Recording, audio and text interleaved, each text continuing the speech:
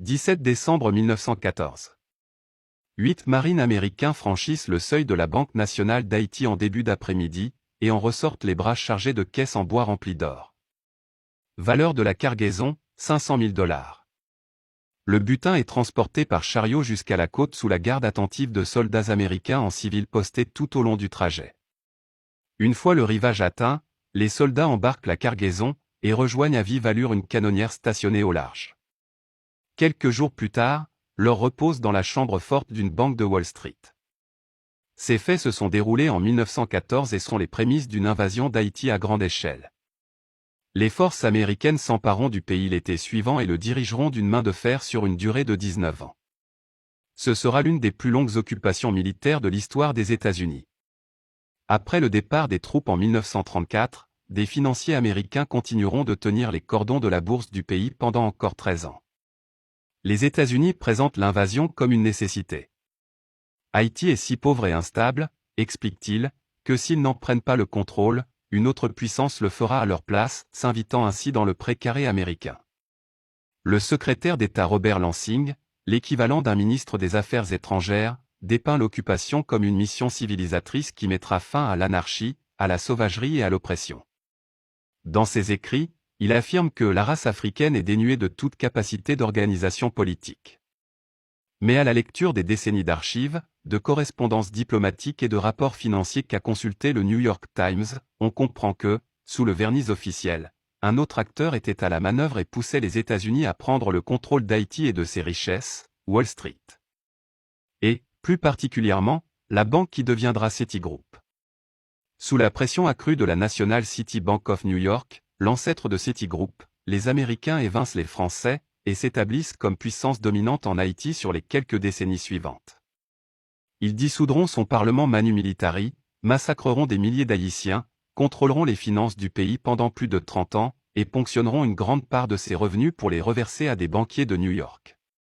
À leur départ, le pays est si pauvre que les fermiers ayant travaillé à les enrichir vivent pour la plupart dans un état de dénuement, proche de la famine, d'après des fonctionnaires des Nations Unies venus sur place en 1949.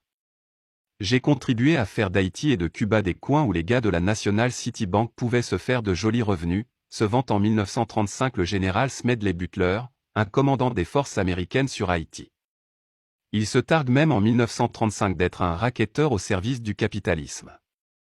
Cela fait plus d'un siècle qu'Haïti traîne une image de désastre, de cas désespéré, de pays si pauvre, si endetté, si dépourvu de ressources et si anarchique qu'on doit en permanence venir à sa rescousse. Un président qu'on assassine dans sa chambre, les enlèvements en pleine capitale, les vagues de migrants haïtiens vers les États-Unis, tout est révélateur d'un pays pris dans une spirale de misère sans fin. Un pays que les grandes puissances du monde, que ce soit au moyen de troupes ou d'aide humanitaire, ne parviennent pas à réparer.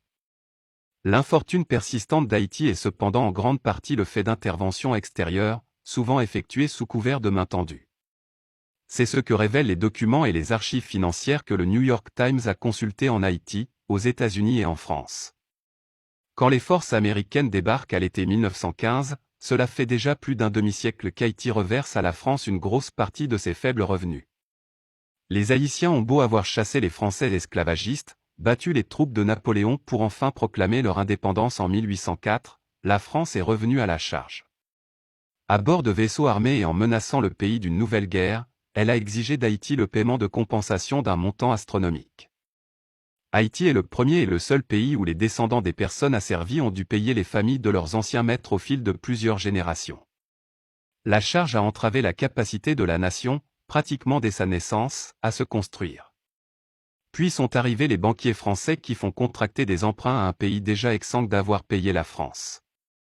Ils prélèvent des commissions, des intérêts et des frais d'un tel montant que, certaines années, les bénéfices des actionnaires français dépassent l'ensemble du budget de l'État haïtien alloué aux travaux publics.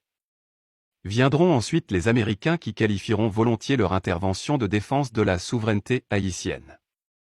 Et comme pour la kyrielle de banquiers parisiens qui ont précédé, Haïti s'avérera très profitable pour Wall Street. En 1932, dans son rapport à la Commission des finances du Sénat américain, la National City Bank affirme que c'est sur la dette d'Haïti qu'elle contrôlait,